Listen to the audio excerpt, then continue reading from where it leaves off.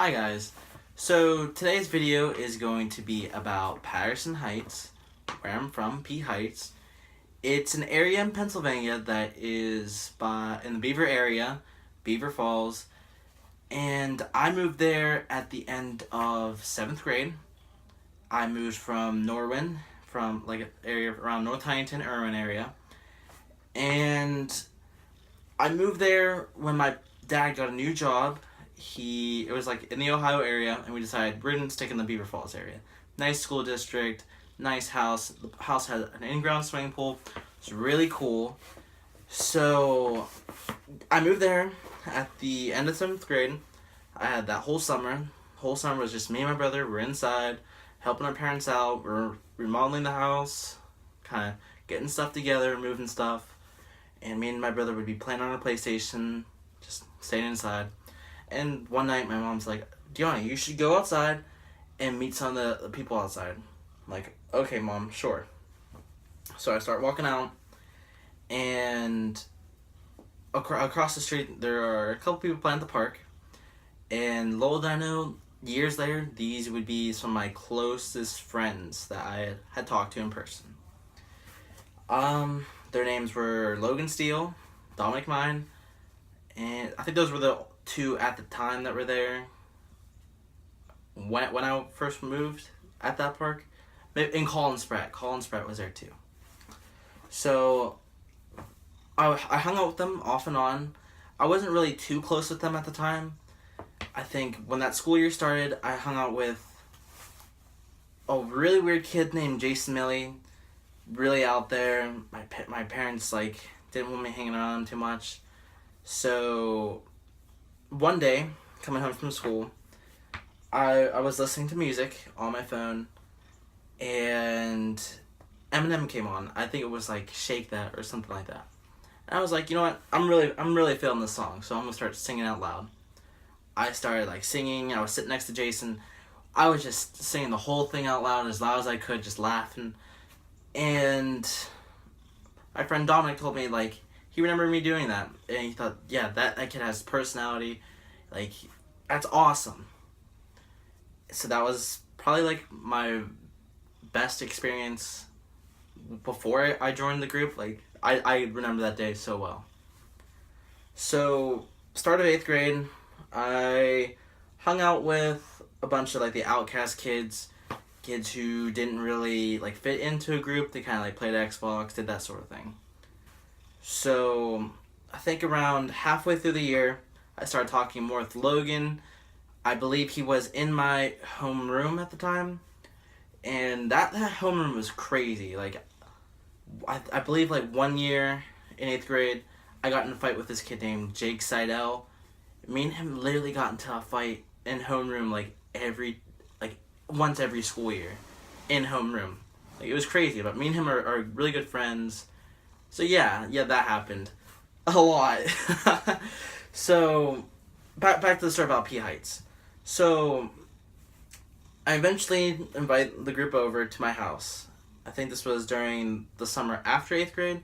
I joined their lunch table. I got kind of close with them, so I invited them over. I had a swimming pool. Really good idea to invite some people over. So this night will forever be known as the peanut butter night. That sounds really, really, really crazy. But what happened was we were staying up. It was me, Logan, Dominic, Colin, and Austin Craig, who I don't really talk to anymore. And we decided we're bored. We're really, really, really, really bored. We need something to do. So I went upstairs. I found this jar of peanut butter. Came down. I'm like, guys, I have a jar of peanut butter. And they all looked at me weird. And then Logan had this idea where he would take out a big handful of peanut butter, and he threw it at Colin. And Colin got it all over his face. And we were just laughing our ass off because that was the funniest thing we ever seen. Just someone throwing peanut butter out like that. Crazy. So Colin goes down and goes to my bathroom downstairs, and Logan's like, guys, watch this. This is gonna be funny. He's not gonna see it coming at all. So he takes a big handful of peanut butter, and he waits by the door. And as soon as Colin walks out, he smashes the peanut butter right over his face, gets it in his hair, and at that moment, Colin was soul crushed. Like, he was like, why? Just why? And he took some of the peanut butter from his face. I think he threw it at Logan, and Logan got it on him. And so everyone just started grabbing the peanut butter and throwing it at each other, and we got it, like, all over the walls. We got it everywhere. Like, I think even on the carpets and stuff. So, everyone's like, okay, we're being a little loud. They started cleaning up. So, my mom hears a commotion, and she comes downstairs like, Deani, why is everyone being so loud? I'm like, no reason, Mom. Don't come downstairs. Don't come downstairs. She proceeds to walk downstairs and sees the walls and the carpets covered in peanut butter. She's like, Deani, you are never allowed to have friends ever again. I'm like, great. I just ruined everything. And she's like, okay, I'm gonna go, like, find something for you guys to camp with. Now, at the time, Logan was in the bathroom. I believe he was taking a shower in a downstairs bathroom. My mom goes into the bathroom, and she's, like, half asleep. It was, like, midnight. She opens the door, and Logan's in there showering, and she comes out, red in the face, and she's like, Deani, you guys just better clean up. And she goes upstairs, and then Logan comes out. We're all laughing, because my mom just walked in on him using a shower, and that was pretty funny. And he's like, Deani, your mom just walked on me on the shower. I'm like, I am so sorry, guys. And everyone's just laughing their ass off, like, yeah, this was a pretty good night. So yeah, that happened, I think, summer before 9th grade. Another thing that happened was I had a bunch of friends over to go swimming. And I think my one friend, Logan Gans, he was on the phone with his mom, I think. And the other Logan Steele, was talking. And Logan Gans' mom goes, is that a car in the background? Everyone just starts laughing and laughing. Like, Logan did not sound like a car whatsoever. So a lot of people in our group just started calling Logan a car because, that's a joke. So yeah, I thought that was pretty funny. Oh, bye-bye, kitty cat. So, hold on, let me reposition myself here. So, those were the two of the greatest stories I had before 9th grade. Going to 9th grade, me and Logan shared biology together. And I'm sure, as you guys know, like, some classes suck. Like, really suck. But biology wasn't, like, my best subject. But the teacher was hot. And me and Logan would always talk about this teacher. I think her name was, like, Miss Adams or something like that. And we were just always talking about her. Like, we got like, eventually more guys just don't join the conversation. And so, like, that's something that me and Logan bonded over, talking about Miss Adams, the biology teacher. Eventually, that year, there's this new kid, Ben. Ben's swear engine was probably the worst mistake that ever happened to our group. Because he wasn't a normal kid. Like, he was crazy for sure. You could tell, like, having conversations with him, that he didn't use normal words. I think a lot of his words were, technologically speaking, it's a 50-50 toss-up. He was weird. He was out there. And so, me being the new kid of the group, Logan started talking to him a lot. I'm like, I do not want to have this new kid be the new kid of the group. I want to stay the new kid of the group. I didn't like Ben at all. And I kind of, like, made it clear on him. I was, like, being a little rough with Ben. I'm like, Ben, I do not want you to join this group, so I will be a little mean to you. Not, like, bullying mean, but, like, kind of, like, I'm busting his balls type of mean. So, one day, like, Ben's riding our bus home, and Logan was like, Ben, do you want me to show you home? And I was like, Logan, do not show this kid home. He knows where to go. Our friend Nolan was like, Logan, you do not need to show this kid, like, where he needs, or where he lives. And Logan's like, no, it's fine. From that day on, Logan was forever known as bringing Ben Swearingen into our group. The sole reason why we had to be responsible for this kid years on later. So, Ben was something. Ben was something else. Oh, bye-bye, kitty cat. I'll let the door open for him. But Ben was a root of a lot of the stories I'm gonna tell. One day, Ben comes out. I think this was a couple years later. Comes out of his house. He didn't have like the greatest relationship between his dad and his stepmom, and he would always like be really mean to them, even though they were like kind of nice. They were like concerned parents, and he was just always like, no, screw that, not gonna do that, yelling at them. Like even one day he came out from school, came to school at lunch, and he's like, guys, I got grounded, and we rolled our eyes and said, what for this time, Ben? He's like, I yelled at the cat. Like this kid got grounded for yelling at his cat. That tells you a lot about his family and about him. So, I think one day after school, no, not after school, during the summer, Ben decides to run away from home. And he decides to run to one of our friends' house. She's a couple years older, like 4 years younger than us. And her name's Avery. And Avery was like, okay, Ben, you can stay over at our house for a day, but you need to go back home. So he stays over a day, goes back home. Next day, he runs away again. This time he goes to Logan's house.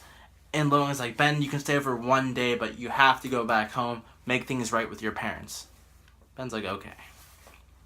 The third day, he runs away from home. This time he comes to my house and says, Deani, I ran away from home again. And at this point, I didn't even know he ran away from home twice before. I'm like, Ben, you ran away from home again? He's like, yeah, I'm not having like the best relationship with my parents right now. I'm like, alright, Ben, you can stay here the day. You cannot sleep over. That's no bueno. My dad will not allow that. And he's like, okay, dude, what should I do? And I'm like, Ben, just make things right with your parents. Like, move out, get a job, like, work your way out of it. And he's like, no, dude, like, I have to get out now. It's not good whatsoever. And so I'm like, okay, Ben, you just stay here. I'm gonna go, like, talk to Logan because I think your parents are gonna be looking for you. If you think it's really bad, then stay here. I'm gonna go talk to Logan about this. So I text Logan. I'm like, meet me at the park, dude. And me and him, I think, met at the park. We're talking. We're like, yeah, Ben cannot stay at any of our houses. Ben has to make things right at home. He has to either find somewhere else to live, or he's just gonna have to deal with it. Then comes his stepmom driving down the road. And I was like, I didn't like her. She something about her really put me off.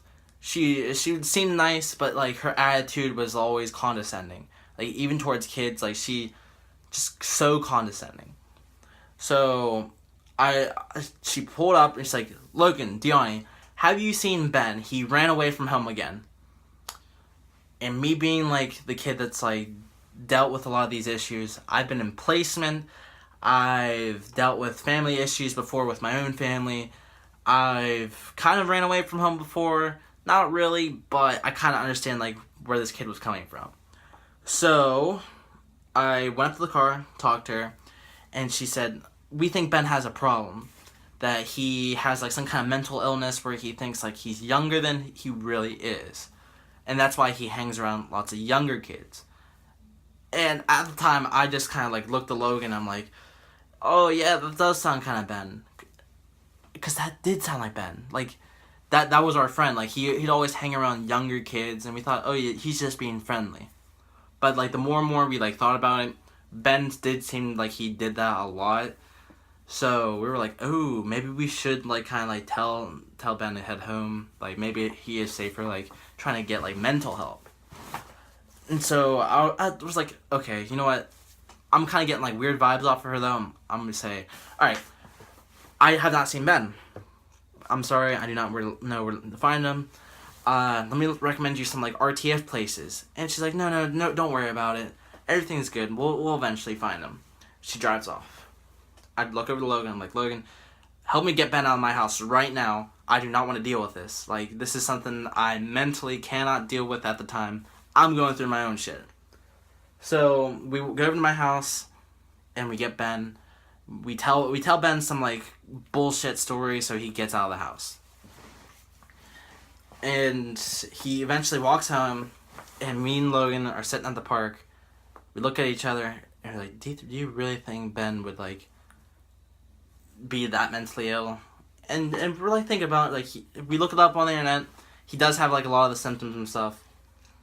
And we're like, maybe, but like, we still gotta be his friend, right, Deani? And I look over at him, I'm like, you're asking me, like, I've busted this kid's balls for years, and you're asking me if I should still be his friend. You know what, still, I do not know how, most of the time, that, like, I've been in, like, Ben's go-to, like, this kid, like, after so many years of me busting his balls and stuff, he's come to me to live at my house, to borrow money, for me to buy him stuff. Like, he's done that to Logan, he's done that to Avery and her family, he's doing that to his grandma right now. Ben was not good for our group, and Dominic always felt bad for him. I kind of understood why from, like, one point of view, but from another point of view, he just did not act grateful towards the people that helped him. He'd always be like, yeah, I need this, I deserve it, I'm, like, living an unfortunate life. So, for me, I've lived a life where I'm not too happy about the life I've lived, kind of like in a depressed sort of way, because I did deal with depression for a big part of my life, but I did not feel bad for him, because a lot of the mistakes he was making were mistakes that really are his choices. We were forced to, like, help him get through his choices. I didn't really like that, because he didn't learn anything from it. So, yeah, years later, Ben eventually lives with me for, like, a couple months. Never cleaned, hardly, like, it was always a struggle. We eventually got kicked out, and me and him got into a fight, actually, like a full-on, like, fist fight. Made him bleed, and I was like, screw that, I'm gonna sleep in my pool house. Ben, you can stay outside. I didn't tell him, though, so I just kind of, like, snuck away and did that, and let him deal with that. That night, he called our friend Dylan. Dylan drove Ben all the way to Ohio, to East Palestine, to meet someone who offered a place for Ben to stay. And the person fell asleep, and they drove all the way there for nothing. He promised Dylan, like, $20 to drive him there. Ben, still nothing to this day ever paid Dylan back. That's just the type of person Ben was. But I think I've spent, like, 8 minutes, like, talking just about this one kid. Like, he irked me a lot growing up. So, more recently, I've kind of, like, joined a different friend group, kind of, not really. They're a bunch of cool people. They're a lot younger. It's Avery, her friends, like, those type of people. They're 4 years younger than me. I hang out with them a lot. They are people that I feel like I can talk to more, where I can give them advice and kind of, like, show them a path where a lot of my friends and I have made mistakes, and I don't want them to go down that path. So kind of like as a guiding brother figure. I like that. I really do. And so recently I went back to talk to all of them, and they, like, when I went back there, they even got me, like, a gift, like a cool t-shirt. And I thought, that's amazing. That's awesome. Like, these are people that, for the rest of my life, I'm probably going to be friends with them. I'm probably going to, like, arrange, like, lunches when they get older. That's awesome. Like, that's a life experience that you'll never forget growing up. Having someone to guide you, having someone to lead you, and having, like, just an awesome, like, group of friends, like, to hang out with. To me, that's one of the best life experiences I've had yet. So they're all from Patterson Heights. Like, all these people, all these crazy people, Logan, Dominic. I haven't even told too many stories about Dominic, but Dominic's out there. Dominic's crazy smart. It's really cool. He was always in with the popular kids. That's Dominic for me. Like, the cool guy, the leader of our group. Logan was, like, the funny person who had, like, that that weird, like, not weird, but like wild card personality is why I would describe it. I was like the jokester, the prankster. I come up with these like weird plans, and we try to do them. It was crazy. Like, I think one summer we had the Lollipop Chain Gang going, where we drive around on our bikes, just like laughing, doing our thing. We had like a bunch of people. We had Dominic and his brother. We had Logan. We had Ben on a freaking motorcycle bike, like a replica of a motorcycle, but it was converted to a bike, and it was cool. That was cool. I have a lot of like really cool memories with them, but it's hard to like place down a time for me, because during that time I was in Patterson Heights. A lot of it was just black and white for me. I was dealing with depression at the time, and that's hard to deal with. So either my memories were really happy and vivid, and I remember them, and I almost like remember like the days and like the months that it happened, but then a lot of memories were just a blur, and they were just, I don't remember them as well as probably some of my other friends do.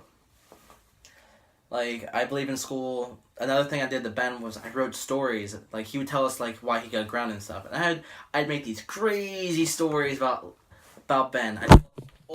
I call them swear engine stories. Sorry about that, my phone got knocked over. But I call them swear engine stories because they are about Ben, and I like totally made them to like, they were at like, his stories were at a 5. I'd make them to a 10. I'd exaggerate them so much, it'd be out there, and he'd be like, oh my god, this kid is writing about me. I thought that was funny. But still, Ben was a cool person. I will admit that after the fact. He was pretty cool. Oftentimes, he'd give us his lunches and stuff when he didn't feel like eating, which was really weird because like he said he'd never really eaten. But looking back, that's probably like a sign for help. I should have seen that, and that's why now, like, going back and helping like these younger people, I want to help them so they don't make the same mistakes I did and that my friends did growing up. And that's why I love Patterson Heights. Patterson Heights is my home. It's where I go to have cool memories, enjoy the time I have with my friends, and it's where like the people I love, they're all there.